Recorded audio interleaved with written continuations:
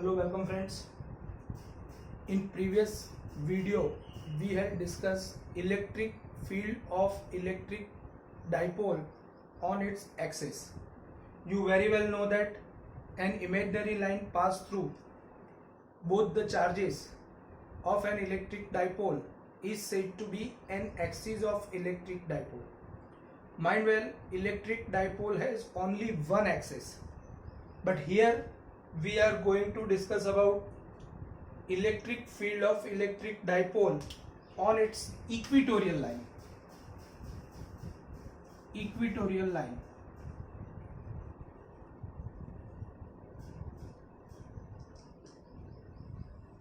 How can we discuss on equatorial line? First of all, I would like to discuss what is equatorial line mean by. We can say that any imaginary line which bisect electric dipole normally is said to be equatorial line of electric dipole. जो line electric dipole को perpendicularly दो टुकड़ों में divide करती है, ऐसी imaginary line को equatorial line of electric dipole कहा जा सकता है. Fundamentally we can say that here this is an electric dipole. ये एक इलेक्ट्रिक डाइपोल है. ये इलेक्ट्रिक डाइपोल में दो चार्जेस के बीच का डिस्टेंस 2a है. Plus q positive charge, minus q negative charge. और जैसे पहले मैंने डिस्कस किया था, मैंने इलेक्ट्रिक डाइपोल को z एक्सिस पर रखा है.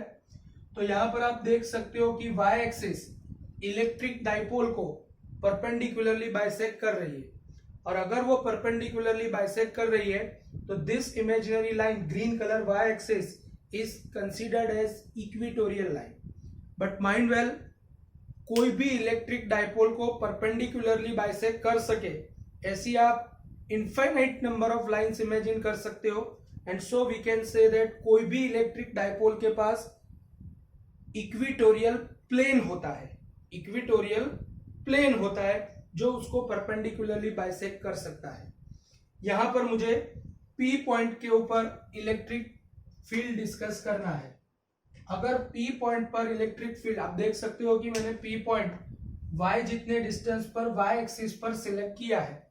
तो अगर मुझे P पॉइंट के ऊपर इलेक्ट्रिक फील्ड डिस्कस करना है तो सेम मेथड, सबसे पहले प्लस q चार्ज का इलेक्ट्रिक फील्ड कितना होगा.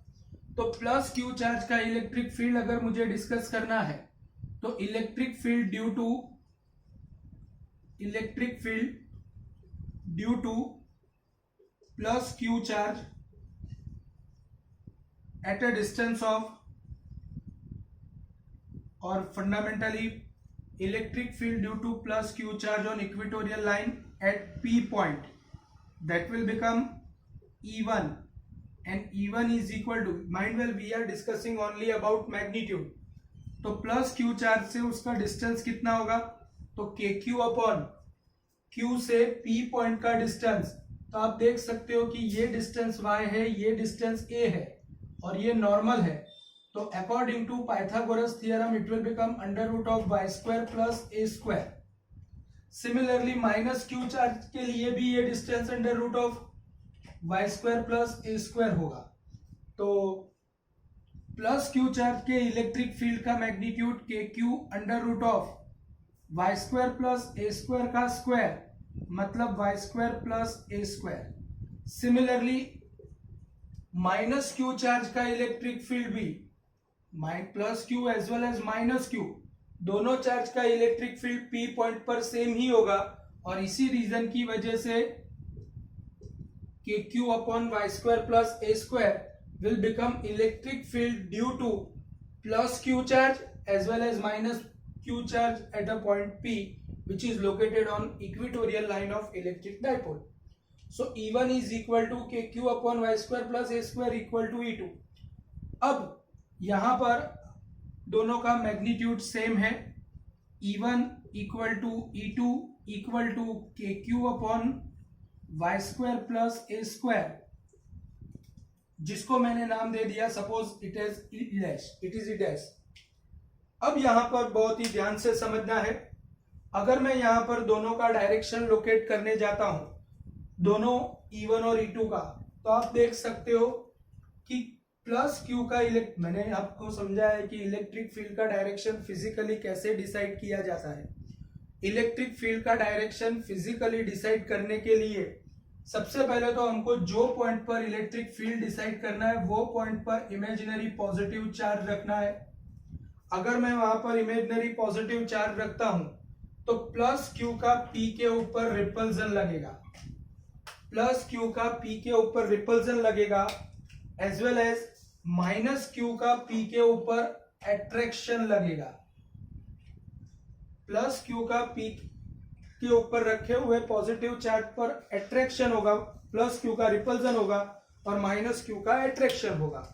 अब यहां पर ध्यान से समझना है, यहां पर ये वेक्टर को अगर मैं कंपोनेंट फॉर्म में डिवाइड करने जाऊं, अगर मैं इसको कंपोनेंट फॉर्म में डिवाइड करने जाऊं, अगर ये एंगल थीटा है तो ऑब्वियस है कि ये एंगल भी थीटा होगा, बिकॉज ये परपेंडिकुलरली बाइसेक्ट है। तो यहां पर ये जो ट्रायंगल होगा उसके लिए ये आइसोसेलेस ट्रायंगल है, और अगर ये आइसोसेलेस ट्रायंगल है, अगर ये एंगल थीटा है तो ये एंगल ऑब्वियस है थीटा बनेगा, because this two should be opposite angles. तो यहां पर इलेक्ट्रिक फील्ड इंटेंसिटी E1 और E2 के मैं दो कंपोनेंट्स कंसीडर कर सकता हूं, one is along x component and this is y component. तो अकॉर्डिंग टू सच डायग्राम यहां पर अगर मैं कंपोनेंट्स लिखने जाऊं तो इन components form you can see E1 का x कंपोनेंट होगा, E1 का x कंपोनेंट होगा E dash cos theta, E dash cos theta, and E1 का y कंपोनेंट होगा, E1 का y कंपोनेंट जो डाउनवर्ड डायरेक्शन में है, इसलिए मैं कंसीडर करूंगा it is minus E dash sine theta.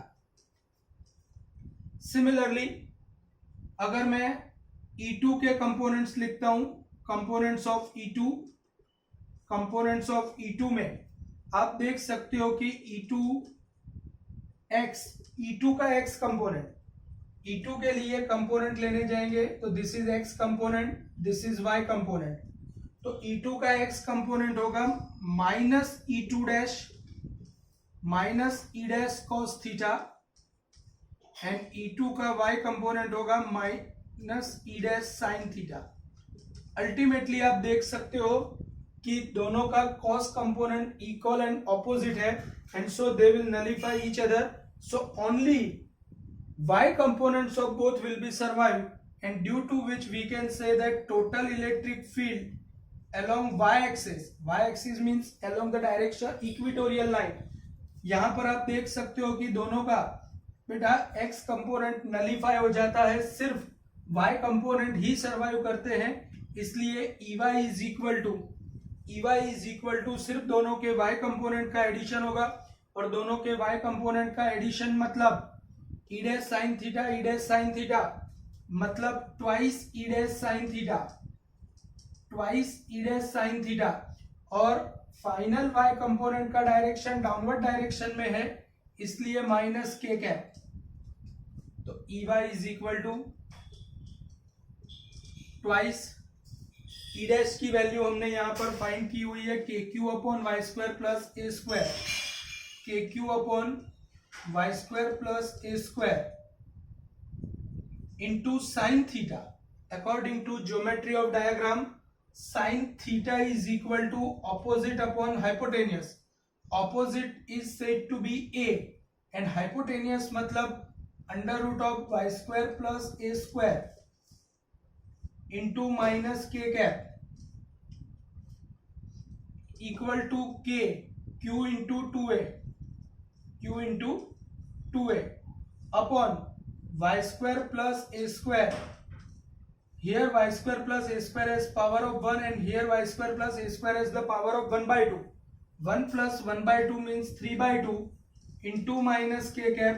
अगर माइनस साइन बाहर निकाल लिया जाए तो EY is equal to minus KP, Q into 2a means P upon y square plus a square raised to 3 by 2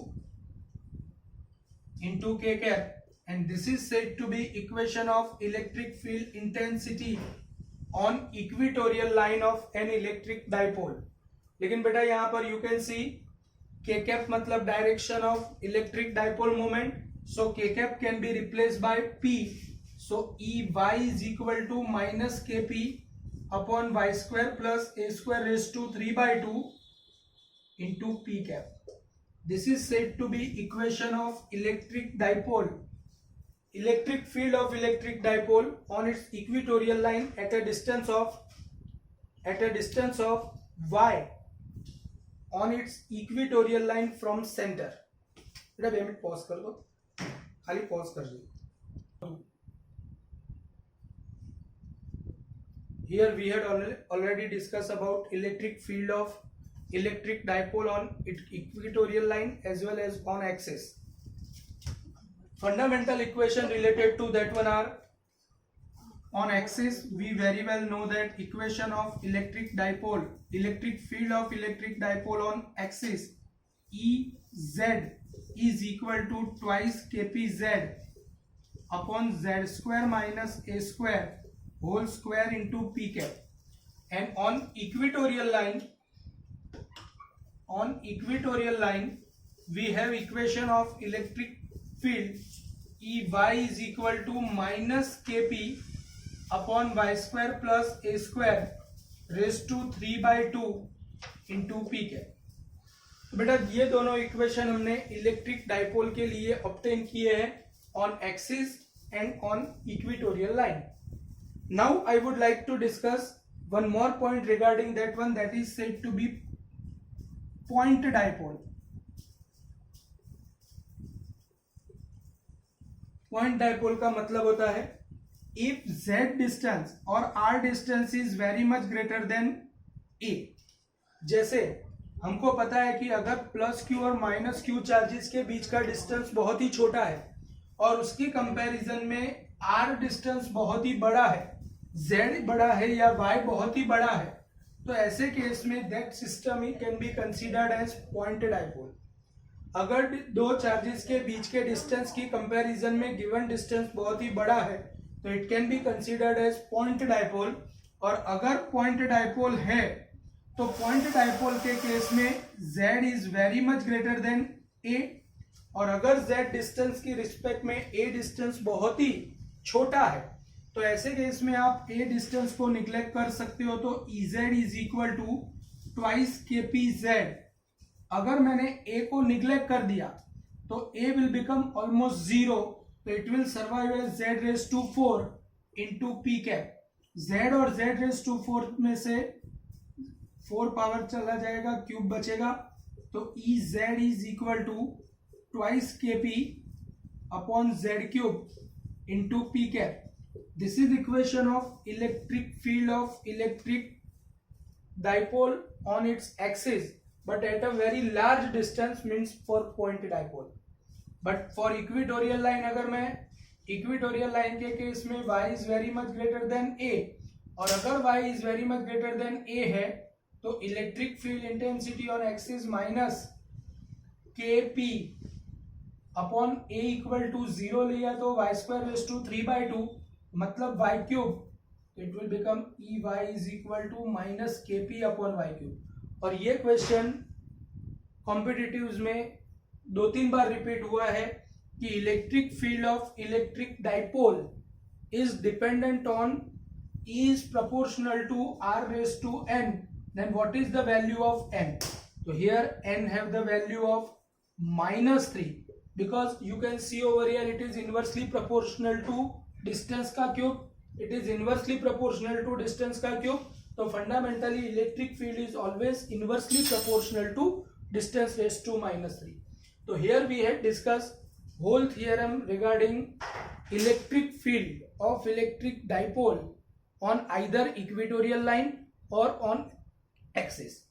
This is very basic and fundamental question, may be asked for 5 marks as well as for 3 marks and 2 marks also in different parts. Thank you very much.